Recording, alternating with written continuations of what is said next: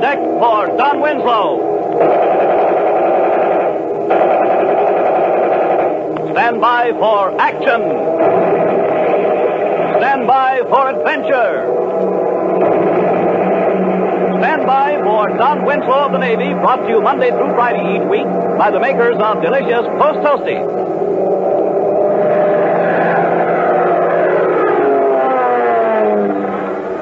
Listen, shipmates. Listen to the voices of Uncle Sam's great naval bases. These guns stand ready for battle. San Diego. Guantanamo Bay. Panama. And now, here's Lieutenant Pennington to tell us more about them. Yes, shipmates, these and many more strategically located bases stand ready to equip the fleet, to keep them afloat. They're doing the very important job of servicing the ships of Uncle Sam's Navy, maintaining its striking power, pushing the battle to the enemy's front door. The more efficient the bases, the more effective the fleet. And speaking about bases, you fellows and girls have your own private base right at home. I mean, of course, your breakfast table, because right there you take on a supply of nourishment to carry you through a busy morning with flying colors. How about that, Paul Luther? Right, Lieutenant Pennington. And that's why Commander Winslow urges you fellows and girls to eat a good, nourishing breakfast that includes delicious Post Toasties. Post Toasties are rich in the food energy you need to help yourself be a winner. You know, every serving of crispy Post Toasties gives you valuable whole grain nourishment. Nourishment you ought to have every day to really keep in A1 shape. Important vitamin B1 is included, and that's really the nerve and energy vitamins we all need daily. And one mighty good place to get a generous start on your daily needs of vitamin B1 is by enjoying a heaping bowl full of delicious Post Toasties with milk or cream and maybe some fruit on top. You've got something there, Paul. But don't forget, Post Toasties are really swell eating. You said it, Red. And so, fellows and girls, tomorrow morning, treat yourself to a big bowl full of delicious Post Toasties. They taste good, they're good for you. Ask your mother right now to get a big package of delicious Post Toasties. All hands on deck! Yes, shipmates, all hands on deck for our story. Don and Red have received their orders from Admiral Warburton. Base H, one of the most important naval stations in the Pacific Ocean Island Defense Ring, is being threatened by a mysterious attack. Now, in our last episode, our friends learned that a new weapon had been developed by Dr. Franz Wolf and was being put to use by the enemy. It is the Blitz Fan, a tiny plane only 2 feet long, controlled by radio and able to carry a large and very deadly charge of explosives. The enemy is preparing to strike. We now join our friends as they are in a Navy scout bomber high over the Pacific, speeding to Sango Cave. Say, Don, how far out are we? We left San Diego about 6 hours ago. We should reach Base H in 2 hours. Say, Red, this ship really performs. Yeah, they really put together some swell planes for the Navy, don't they, Don? This Douglas Devastator is one of the best dive bombers in the world. You said it, fella. And it proved its worth in the Battle of Midway and our attacks on the bases in the Marshall Islands. In these ships, our flyers dive-bombed the dickens out of the enemy. Remember our old Curtiss Helldivers, Don? Yeah. They were the first planes built for that kind of work. And these Douglas Scout bombers pick up where they leave off. They were one of the main reasons we knocked out Ford carriers at Midway. Oh, gosh, would I like to spot one of those flat tops now?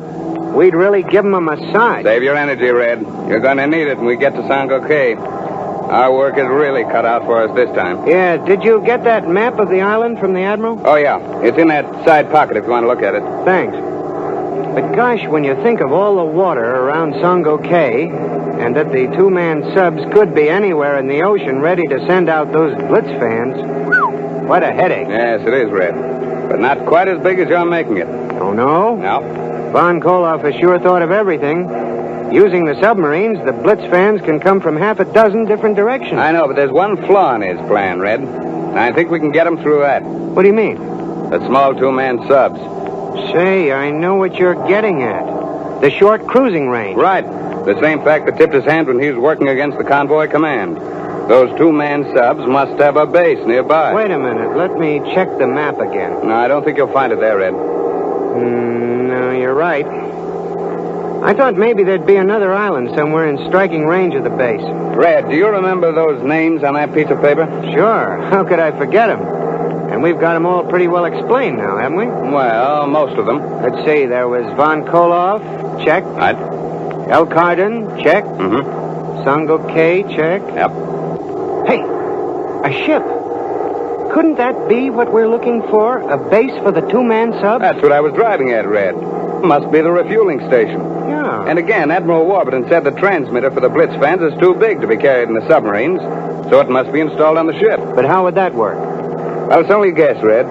But the subs probably take up their position somewhere near the island. Mm-hmm. Then all they do is prepare the Blitz fans for launching in that device we saw on the wreck. And the transmitter takes over from there. Wow, that's some setup. But how the heck are we going to find it? Just because we boiled down everything to one place doesn't make it any easier to find.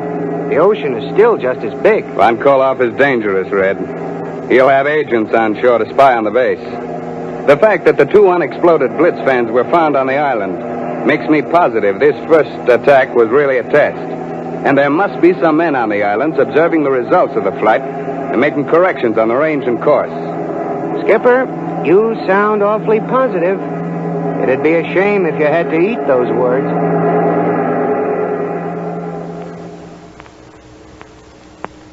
Red sounds very pessimistic, but deep in his heart he realizes that Don's theory is logical, and he's prepared to go anywhere and fight anything under his buddy's leadership. Meanwhile, on the island of Sango K, a message is being flashed out to sea. It is being picked up by our friend's mortal enemy, the spy chief Von Koloff. This is Joseph reporting here on Koloff from position 3, Sango K. Yeah, go ahead, Joseph. Did the Blitz fans reach the island successfully? Yes, they did.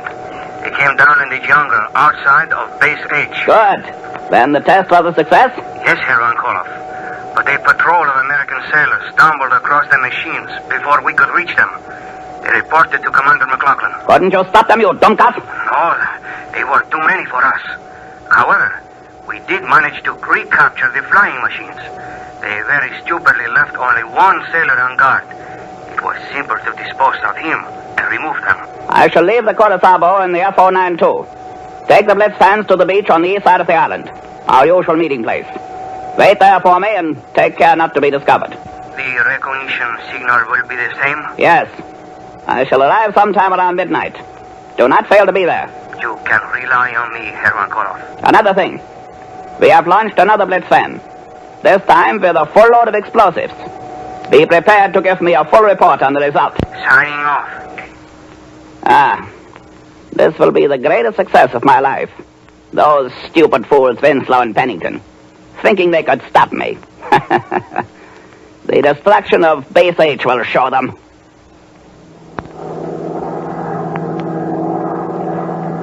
Say, those 2 hours are almost up, Don. Mm-hmm. Aren't we getting near the base? We should be. Sun's going down. It'll be dark in a few minutes. I don't like landing on an unfamiliar field at night. Oh, go on. You're one of the best pilots in the service. You could land the ship blindfolded. Oh, wait a minute. I think we've got it, Red. Now, look ahead. Isn't that a shoreline just coming up on the horizon? Yeah, I think it is. That's it. It's outlined in the setting sun. That's some navigating fella. You've hit it right on the button. Boy, I'm glad of that. The fuel gauge is starting to flirt around the empty mark. Hey, Don, did you see that? Oh, what? Just off to the left of the island. Something in the air. It flashed a minute in the sun. There it goes again. Yeah, I got it, Red. That's strange. It isn't a plane. Well, what do you suppose it is? Only one way to find out. Hang on.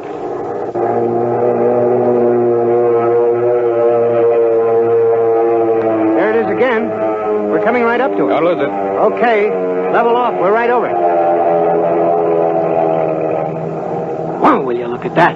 Red, look at that size. And the stubby wings. And those wires. That's a Blitz fan. It's headed straight for the island, Don. We've got to stop it. Open up your cockpit cover and get ready to use your machine guns. I'll grab some altitude. Right. Red, when we get into position, I'll dive straight at it and open up with the forward guns. You pick up with your rear guns as we go by. Okay, but for Pete's sake, be careful, Don. The explosives in that darn thing will have a terrific spread. Now, this is high enough. Stand by, Red. We're going down. Let her rip. I'm on the range. Here goes. No luck. Pick it up, Red.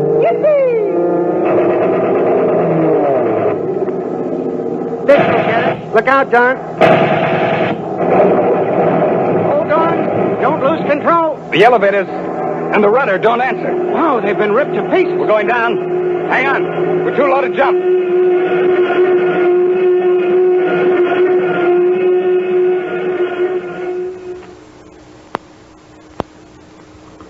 Well, shipmates, Don and Red are certainly in a tight spot. The concussion of the exploding Blitz fan has wrecked their tail controls, and they're too low to use their parachutes.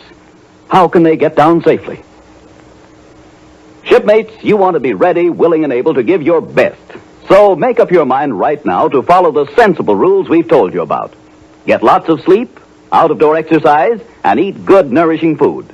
At breakfast, Don Winslow says Post Toasties are his own special favorite, because Post Toasties are swell to eat, and they really stay crisp longer in milk or cream. These delicious flakes are toasted in a special way, so that dozens of tiny bubbles of golden goodness pop right out on every delicious flake. And these little bubbles mean that Post Toasties are extra crisp. They stay crisp longer in milk or cream. Compare Post Toasties with any ordinary cornflake and see for yourself the difference. You'll agree that Post Toasties really are crisper and stay crisp longer than any other cornflakes you've ever eaten. Ask your mother for Post Toasties right now.